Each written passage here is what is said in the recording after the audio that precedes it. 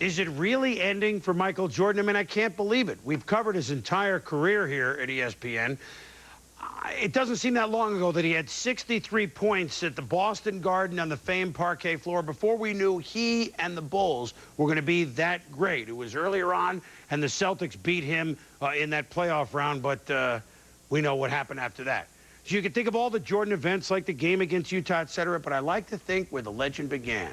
The shot as a freshman for North Carolina in '82 in the championship game that brought down Georgetown. Who knew what we would see for the next 20 years? I think back to that, and you just kind of savor it. And then 20 years later, pop the cork on some very impressive fine wine, as fine as there's ever been.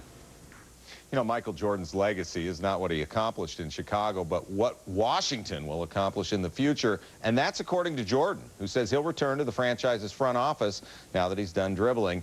This team won 19 games the season before Jordan descended to the front, so it would be an affront to say he failed. He put the Wizards on the map, but did he teach the players on the court how to play with passion? Because that was his stated purpose. Sal Paolantonio reports MJ and the Wizards finished this season devoid of desire.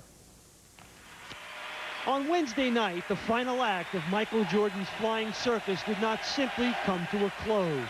It crashed unceremoniously back to earth.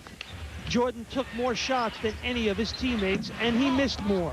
And like his team, he looked lethargic and disinterested for most of the night.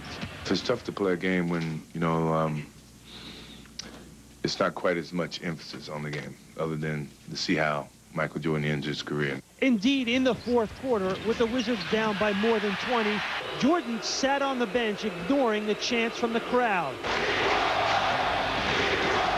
and the pleas from his head coach to go back in the game. When they started chanting, I said, Michael, these people want to see you. And he said, I'm stiff.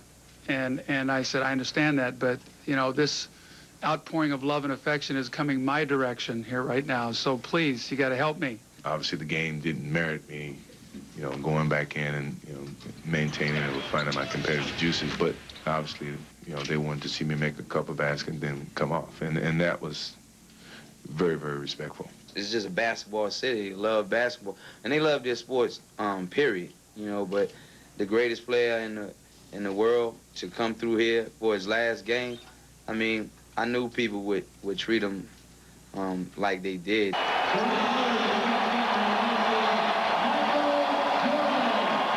The fourth quarter ovation lasted more than 2 minutes, and it turned out to be the signature moment of an historic night.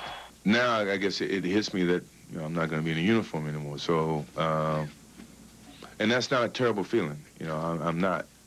You know, I don't. It's not terrible. It's something that I've come to grips with, and it's time. You know, it's time. Michael Jordan said that when he walked away from the game the first 2 times, his body just wasn't ready to quit.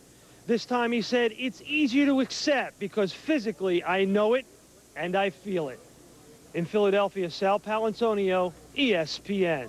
It's only fitting MJ would end his career in Philly. After all, he reached 5,000, 10,000, and 15,000 career points playing there. In fact, Jordan's average of 38.2 points at the old Spectrum was the highest at any arena over the course of his career.